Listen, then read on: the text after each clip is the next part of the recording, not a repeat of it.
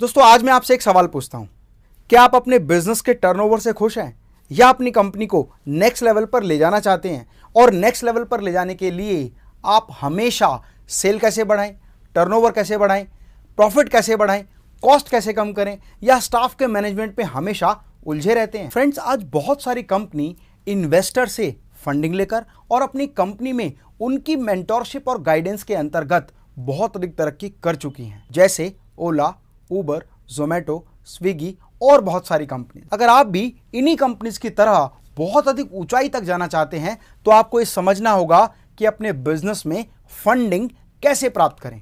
किसी भी बिजनेस के एक्सपेंशन के लिए यदि आप फंडिंग प्राप्त करना चाहते हैं तो आपके पास एक बेहतरीन बिजनेस आइडिया और बिजनेस प्रपोजल होना चाहिए। और एक बढ़िया बिजनेस प्रपोजल कैसे डिजाइन होता है, इसकी एक पूरी इंफॉर्मेटिव वीडियो मेरे मेटास क्लब के इस यूट्यूब चैनल पर दी हुई है। आप मेरे डिस्क्रिप्शन बॉक्स में जाकर लिंक में वो वीडियो देख सकते हैं। और प्रपोजल डिजाइन करने में फिर भी कोई प्रॉब्लम आए तो आप मेरी टीम को कांटेक्ट कर सकते हैं। आज मैं आपको बताऊंगा वो कौन कौन सी कंपनीज हैं जिन्होंने अच्छे इन्वेस्टर्स से अपनी कंपनी में इन्वेस्टमेंट लेकर अपनी कंपनी को बहुत अधिक ऊंचाइयों तक पहुंचा दिया है। इस वीडियो में मैं आपको बताऊंगा कि किस इन्वेस्टर ने किस कंपनी, किस स्टार्टअप या किस कंपनी के एक्सपेंशन में कितनी फंडिंग की।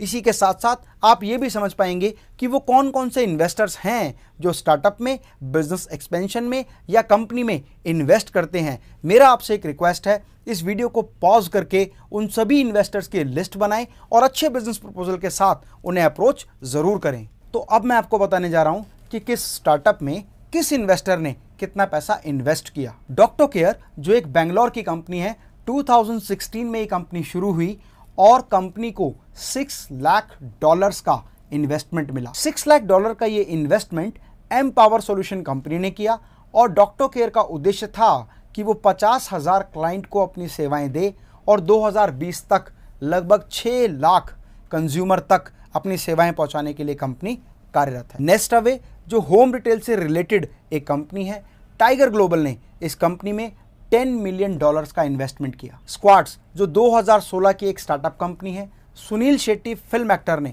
इस कंपनी में $50 मिलियन का इन्वेस्ट किया और ये कंपनी एक फिटनेस इंडस्ट्री से संबंधित कंपनी है। इसका उद्देश्य है कि फिटनेस इंडस्ट्री में ज़्यादा से ज़्यादा जॉब प्लेसमेंट अवेलेबल कराए। फिटर्निटी जो फिटनेस स्टार्टअप कंपनी है, इस कंपनी में $4 मिलियन का इन्वेस्टमेंट सेंस वेंचर्स ने किया। यहाँ तक कि टिकटॉक जैसी कंपनी में भी 1.3 बिलियन का इन्वेस्टमेंट वॉल स्ट्रीट कंपनी ने किया। और 2017 में फ्लिपकार्ट में सॉफ्ट बैंक ने 2.5 बिलियन का इन्वेस्टमेंट किया। ओयो रूम जो एक बहुत फेमस स्टार्टअप है, उसमें 800 मिलियन का investment SoftBank, Sequoia Capital and Lightspeed venture ने किया। तो फ्रेंड्स, बिजनेस को एक्सपेंशन पर ले जाने के लिए जरूरत है बिजनेस के सिस्टम को समझने की, एक अच्छा बिजनेस प्रपोजल डिजाइन करने की और सही तरीके से एक इन्वेस्टर को अप्रोच करने की। अगर आप अपने बिजनेस में, अपने स्टार्टअप में या बिजनेस के एक्सपेंशन के लिए फंडिंग लेना चाहते हैं तो आपको मेरे कुछ टिप्स को फॉलो करना होगा।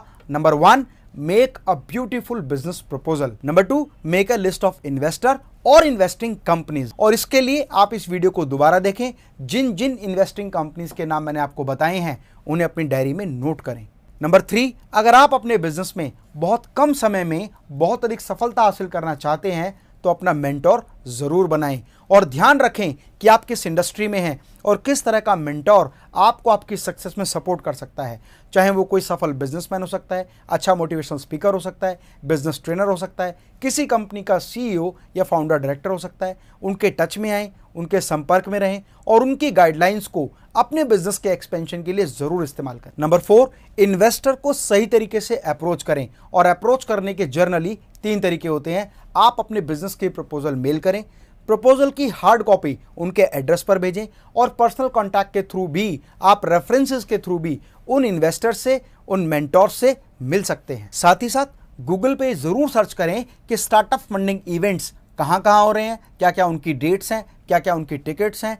कोशिश करें कि आप अधिक से अधिक स्टार्टअप फंडिंग इवेंट में पार्टिसिपेट करें, चाहे आप विजिटर के रूप में जाएं, चाहे आप एग्जीबिटर के रूप में जाएं। फ्रेंड्स, बिजनेस प्रपोजल को डिजाइन करते समय किन 5 महत्वपूर्ण चीजों को आपको ध्यान रखना है, इसके बारे में आपको एक बार बता देता हूं। नंबर 1, किस प्रोडक्ट या सर्विस को लेकर आपने अपना बिजनेस प्रपोजल बनाया है उसकी पूरी डिटेलिंग आपकी प्रोफाइल में होनी चाहिए। जब आप उस बिजनेस को मार्केट में लॉन्च करेंगे तो उसकी एक्सपेक्टेड टर्नओवर क्या होगी, इसके बारे में भी क्लियरली डिफाइन होना चाहिए। क्योंकि किसी भी इन्वेस्टर को ये ज़रूर देखना होता है कि जिस बिजनेस में मैं पैसा इन्वेस्ट करने जा रहा हूँ उससे कितनी टर्नओवर उस बिजनेस में जनरेट होगी। उसके बाद में आपकी ऑपरेटिंग कॉस्ट क्या आने वाली है। जब आप उस बिजनेस को रेगुलर चलाएंगे तो कौन कौन सी ऐसी ऑपरेटिंग कॉस्ट होगी जो आपको उस बिजनेस में पर मंथ या इन्वेस्टमेंट के रूप में खर्च करनी होगी।